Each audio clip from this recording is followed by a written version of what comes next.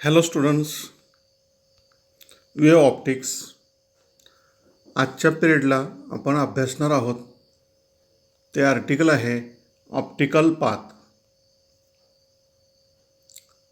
Optical path हे समजून घेण्यासाठी आपल्याला फेज डिफरन्स आणि पाथ कव्हर्ड यातलं रिलेशन अभ्यासाचं आहे.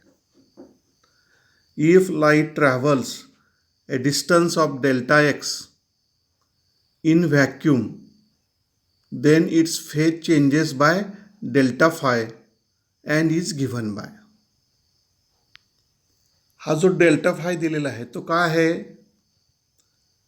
जर व्हॅक्यूम ह्या मीडियममध्ये,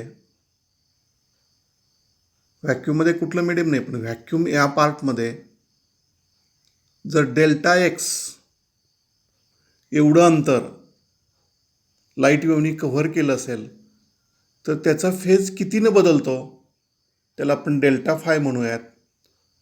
आणि ते उत्तर आहे delta phi is equal to K delta X. आता ह्याच्यातला के म्हणजे काय? के म्हणजे वेव्ह वेक्टर आहे आणि के बरोबर उत्तर असतं W/C. आणि मग केची व्हॅल्यू ठेवली पहा W/C आणि म्हणून डेल्टा फाय बरोबर उत्तर येतं आहे W म्हणा, याला ओमेगा म्हणा. आपण लिहिताना W लिहितोय, ग्रीक अल्फाबेट ओमेगा आहे. Omega delta x upon C. आता ओमेगा म्हणजे काय तर अँग्युलर व्हेलॉसिटी. सी म्हणजे काय तर speed of light in vacuum. हे झालं relation between path covered delta X आणि त्याच्या करस्पॉन्डिंग फेज डेल्टा फाय. मी ते इक्वेशन परत रिपीट करतोय. इथं आपण काय लिहिलंय? जर व्हॅक्यूममध्ये डेल्टा एक्स एवढं अंतर कव्हर केलं लाईट वेव्हनी तर त्याचा फेज कितीनं बदलतो ते इक्वेशन आहे, ते सूत्र आहे. डेल्टा फाय हा phase change. Delta phi is equal to K delta x. K म्हणजे वेव्ह वेक्टर आणि वेव्ह वेक्टर बरोबर उत्तर आहे ओमेगा अपॉन सी.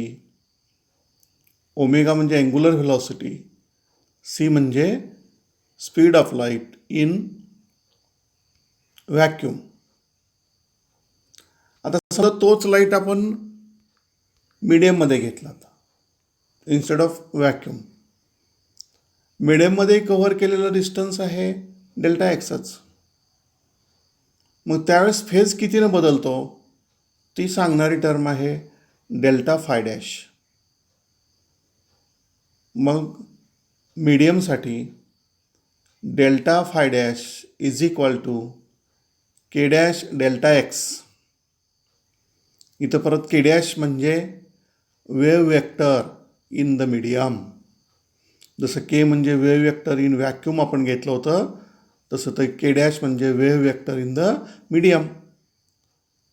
इथंही परत के डॅश म्हणजे काय तर त्याचं उत्तर आहे ओमेगा अपॉन व्ही. परत ओमेगा म्हणजे अँग्युलर व्हेलॉसिटी, व्ही म्हणजे speed of light in the medium. आपण अगोदरच्या इक्वेशनमध्ये स्पीड इन द व्हॅक्यूम घेतला होता तसं इथं स्पीड इन द मीडियम घेतलेलं आहे. परत एकदा, जर मीडियममध्ये डेल्टा एक्स एवढं अंतर लाईट वेव्हनी ट्रॅव्हल केलं असेल तर त्या लाईट वेव्हचा फेज कितीने बदलतो ती सांगणारी टर्म म्हणजे डेल्टा फाय डॅश. त्या लाईट वेव्हचा फेज डेल्टा फाय डॅश एवढ्याने बदलतो आणि त्याचं सूत्र आहे delta phi dash is equal to k dash delta x. पण के डॅश म्हणजेच ओमेगा अपॉन व्ही आणि म्हणून delta phi dash is equal to उत्तर येतं आहे omega delta x upon v. V म्हणजे speed of light in the medium, omega म्हणजे angular frequency किंवा त्याला आपण अँग्युलर व्हेलॉसिटी असं पण म्हणतो. Omega is equal to 2πf असतं, त्या अर्थानं अँग्युलर फ्रिक्वेन्सी किंवा त्याला काय नाव आहे, अँग्युलर व्हेलॉसिटी. ऑल्सो आता आणखी दोन व्हेलॉसिटीमधलं रिलेशन आपल्याला माहिती आहे. पहा, refractive index N of a medium is equal to speed of light in vacuum upon speed of light in the medium. हे आपण अभ्यासलेलं आहे. Refractive index of the medium that is N is equal to speed of light in the vacuum divided by speed of light in the medium. म्हणजेच इथं दिलेल्या symbolic भाषेत N is equal to C upon V. C म्हणजे speed of light in vacuum, V म्हणजे speed of light in the medium. आपण हे कदाचित अभ्यासलं असताना V1/V2 असं अभ्यासलं असेल. त्याच्याऐवजी आपण इथं कॅपिटल सी म्हणजे speed in the medium, vacuum, V म्हणजे स्पीड इन द मीडियम, आणि म्हणून N is equal to C upon V. तेच इक्वेशन रिअरेंज केलं व्हेलॉसिटी व्हीसाठी, स्पीड व्हीसाठी. Speed of the light in the medium V is equal to C upon N. आता हेच वरच्या फॉर्म्युल्यामध्ये सबस्टिट्यूट करूयात डेल्टा फाय डॅशच्या. म्हणून डेल्टा फाय डॅशचा फॉर्म्युला काय तो बघा. डेल्टा फाय डॅश बरोबर काय आहे आपण पाहिलं आहे, omega delta x upon V. म्हणून इथं लिहिलं आहे पहा, delta phi dash is equal to numerator तसंच आहे, ओमेगा डेल्टा एक्स अपॉन व्हीच्या ऐवजी सी अपॉन एन या ठिकाणची व्हॅल्यू. ते रिअरेंज केलं आणि मग उत्तर आलं delta phi dash is equal to omega N delta x upon C. पण इथं एन इंटू डेल्टा एक्स यालाच आपण डेल्टा एक्स डॅश असं म्हणणार आहोत. यालाच काय म्हणणार, डेल्टा एक्स डॅश. स्टुडंट, हे इक्वेशन डेल्टा फाय डॅश आहे, लक्षात असू द्या. म्हणजे delta phi dash is equal to omega delta x dash upon C. Delta phi dash is equal to omega delta x dash upon C. आता हे जे दोन इक्वेशन्स आहेत, नंबर 1 आणि नंबर 2, यांची तुलना केली तर यांच्या डाव्या बाजू सारख्या आहेत. डेल्टा फाय डॅश म्हणजे उजव्या बाजू पण सारख्या पाहिजेत. आणि मग त्यांची तुलना केल्यानंतर आपल्या असं लक्षात येतं आहे delta x dash is equal to N delta X. Delta x dash is equal to N delta x.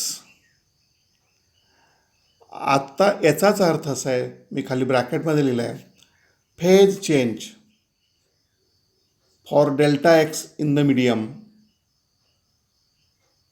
Phase change for delta X in the medium is equal to phase change for the path N delta X in the vacuum.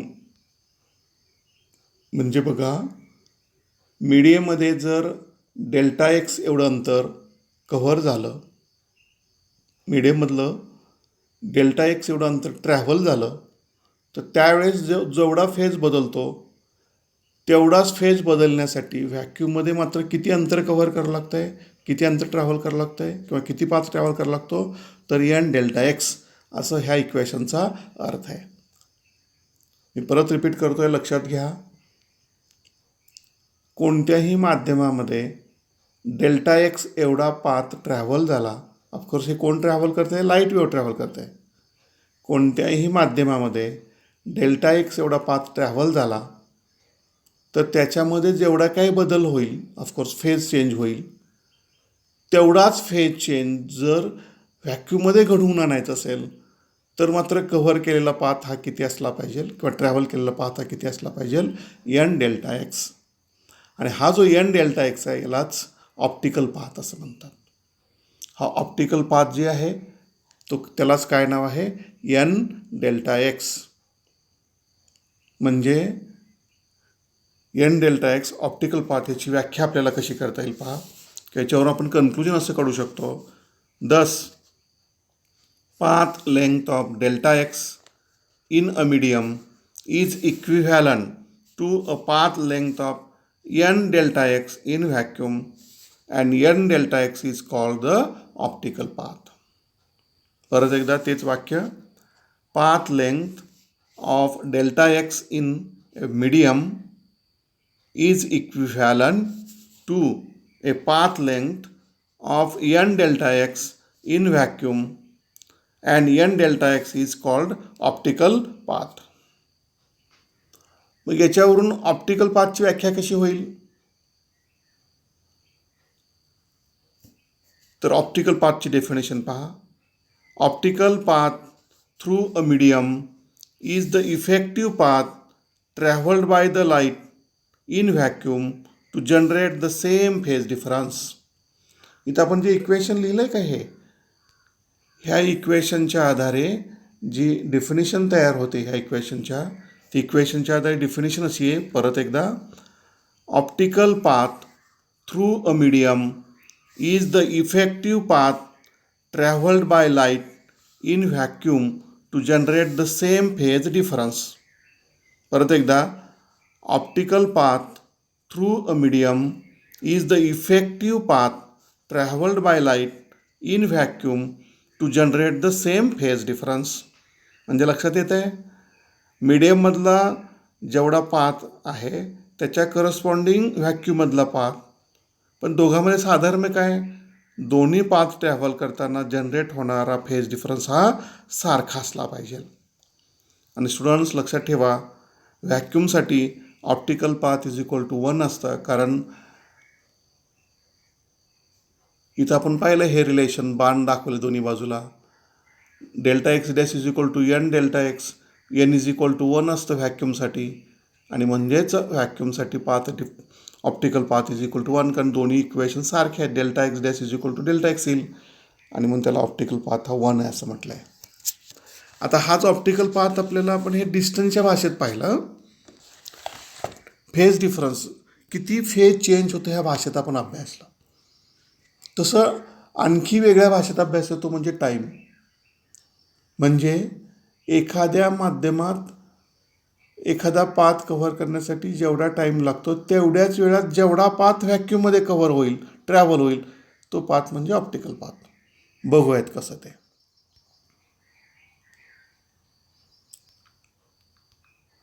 Same concept आपण अभ्यासतो आहोत optical path, पण optical path आत्ताच्या चर्चे अगोदर अभ्यासत असताना phase change हा संदर्भ घेऊन आपण अभ्यासला.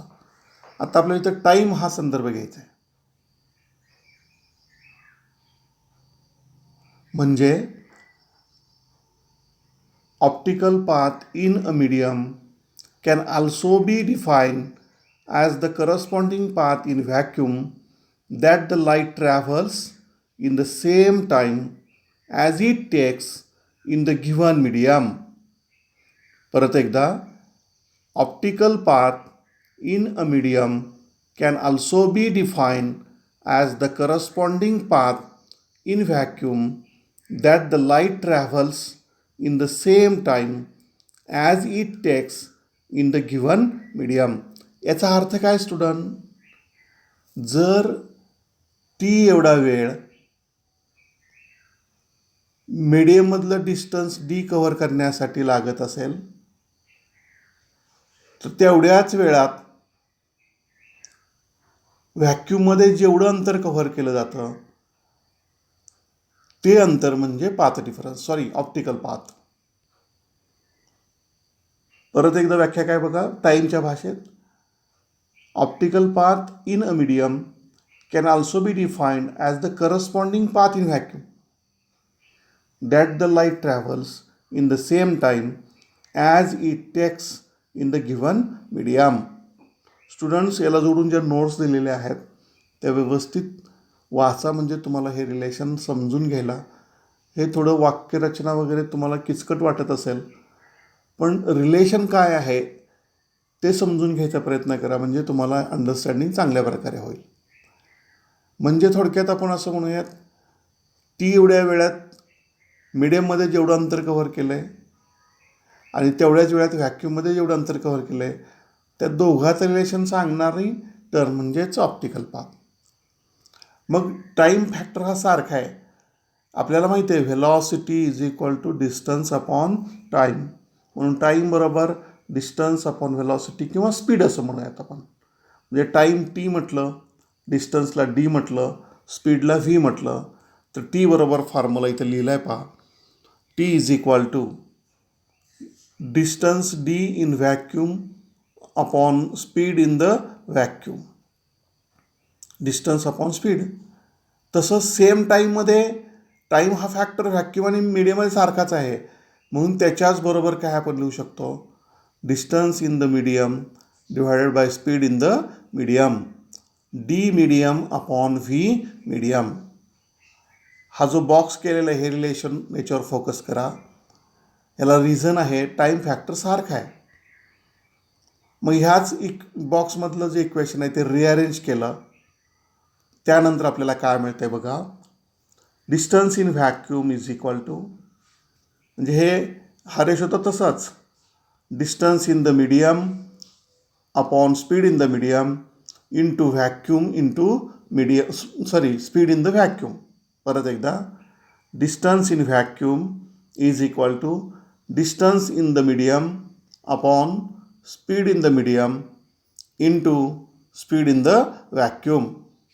बट आपल्याला माहिती आहे speed in vacuum upon speed in the medium is equal to N. Speed in the vacuum upon speed in the medium is equal to N म्हणजे refractive index of the medium are आहे. मग त्याचा वापर केल्यावर optical path is equal to N into distance in the medium आलं. हे आपण मगाशी तेच पाहिलं होतं फेच्या भाषेत. Delta x dash is equal to N delta X. Delta X हा पाथ ट्रॅव्हल्ड आहे, इथे डिस्टन्स ट्रॅव्हल्ड, म्हणजेच optical path is equal to N into D medium. म्हणजे डी एवढं डिस्टन्स मीडियममध्ये ट्रॅव्हल केलं तर त्याच्या corresponding optical path in the vacuum किती असेल तर त्याला एननी मल्टिप्लाय करायचं. एन म्हणजे refractive index of the medium. आता थोडा आपण वेगळा विचार करूयात. आपण असं म्हणूयात दोन लाईट वेव्ज आहेत मीडियममध्ये आणि एअरमध्ये. दोन लाईट वेव्ज आहेत मीडियममध्ये आणि व्हॅक्यूममध्ये सारखंच अंतर कव्हर करत आहेत. म्हणजे बघा व्हॅक्यूम याच्यामध्ये कव्हर केलेला डिस्टन्स आहे डी. आपण डिस्टन्स आता थोडं वेगळी चर्चा करतो आहे. मीडियममध्ये कव्हर केलेला डिस्टन्स आहे, परत सेम घेतलं आपण, डिस्टन्स सेम अजून करतो आहे. पण आता ह्या दोन लाईट वेव्ज आहेत त्यांनी डी एवढं अंतर कव्हर केल्यावर त्यांच्या दोघांमधला फेज हा सारखा असणार नाही, तो वेगवेगळा असणार आहे. फेज बदलला की पाथ बदलतो. म्हणजे व्हॅक्यूममधला पाथ हा डी, मीडियममधला पाथ डी. पण मीडियमचा व्हॅक्यूमच्या करस्पॉन्डिंग अंतर आपल्याला माहिती आहे एन डी. मीडियममध्ये डी एवढं अंतर कव्हर केलं तर व्हॅक्यूममध्ये ते किती कव्हर होतं एन डी. म्हणजे दोन्ही लाईट रेनी कव्हर केलेलं अंतर सारखं नाही. व्हॅक्यूममध्ये डी आहे तर मीडियममध्ये एन इंटू डी आहे, आणि म्हणून पाथ डिफरन्स हा दोन माध्यमांमधलं कव्हर केलेल्या अंतराची वजाबाकी आहे, आणि म्हणून दोन अंतराची वजाबाकी केल्यावर N into D minus D is equal to path difference येत आहे. एन कॉमन काढला तर उत्तर येत आहे, डी कॉमन काढला दोन्ही ह्याच्यातला तर उत्तर येतं आहे N minus one into D. म्हणजे हे काय आलं लक्षात घ्या, जर सारखंच अंतर लाईट रेनी दोन वेगळ्या ठिकाणी म्हणजे एका व्हॅक्यूम आणि दुसरं मीडियममध्ये कव्हर केलं तर त्यांच्यातला जो फेज बदलतो त्याच्या करस्पॉन्डिंग जो पाथ बदलतो तो path difference is equal to N minus one into D.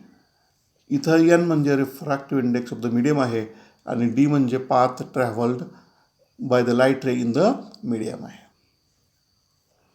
आता याच्याच आधारे ऑप्टिकल पाथच्या आधारे आणखी एक आपल्याला एक्सप्लेनेशन बघायचं आहे, कोणतं ते पाहूयात. त्यासाठी आत्ता स्क्रीनवरती तुम्हाला फिगर दिसतीये ती पहा. आत्ता जी आपण चर्चा केली याचं डायग्रामच्या आधारे एक्सप्लेनेशन देऊयात. आता फिगर बघा. आपण इंटरफरन्स पाहत असताना यंग्स एक्सपेरिमेंट पाहत असताना 2 स्लिट्स घेतल्या होत्या, S1 आणि S2. तेच एक्सपेरिमेंटचा सेटअप आहे असं गृहीत धरा. इथं हा जो पार्ट दाखवला ही स्क्रीन आहे की ज्याच्यावर आपण इंटरफरन्स पॅटर्न अभ्यासणार आहोत. ती काय आहे? स्क्रीन आहे. SCREEN ही काय आहे? स्क्रीन आहे. आता इथं काय केलं लक्षात येते का बघा. S2 पासून निघालेला लाईट रे हा O' पोहोचलाय आणि S1 पासून निघालेल्या लाईट रेच्या पाथमध्ये एक ग्लास प्लेट इंट्रोड्यूस केलं की ज्याची थिकनेस किती आहे? T आहे. आता इथं आपल्याला 2 भाग पाहिजे आहेत. ग्लास प्लेट त्याच्या मार्गात असताना आणि नसताना. ग्लास प्लेट नसता तर हा S पासून निघालेला लाईट रे सरळ O पर्यंत आला असता आणि S2 पासून निघालेला लाईट रे O पर्यंत आला असता. म्हणजे बघा S1O is equal to S2O असं आलं असतं. पण हे कधी? इन अब्सेन्स, ही पहिली केस आहे, आपण त्याला फर्स्ट केस म्हणूयात. In absence of glass plates in the path of the S1O. Glass plate नाही असं काही धरून सुरुवातीला चर्चा करतो स्टुडंट, लक्षात घ्या. व्हायोलेट कलरचा रे वापरलाय पाथ्यासाठी. हे दोन्ही अंतर सारखे असतील तर पाथ डिफरन्स 0. पाथ डिफरन्स 0 असेल तर कन्स्ट्रक्टिव्ह इंटरफरन्स. म्हणजे O ह्या ठिकाणी आपल्याला कन्स्ट्रक्टिव्ह इंटरफरन्स पाहायला मिळेल. आणि आपण पाहिलं आहे O हा इंटरफरन्स पॅटर्नचा सेंट्रल पॉईंट आहे आणि सेंट्रल पॉईंटला हे ब्राईट फ्रिंज असते. बरोबर. आता दोन्हीपैकी एका मार्गात आपण S1च्या मार्गात एक ग्लास प्लेट इंट्रोड्यूस केली. ग्लास प्लेट इंट्रोड्यूस केल्यामुळं काय झालं? हा जो लाईट रे आहे इथंपर्यंत आला, पण ग्लास प्लेटमुळे त्याचा मार्ग बदलला पहा आणि तो इथं पोहोचला. तेवढ्याच वेळेत S2 पासून निघालेला लाईट रे ह्या मार्गाने O' पोहोचतो.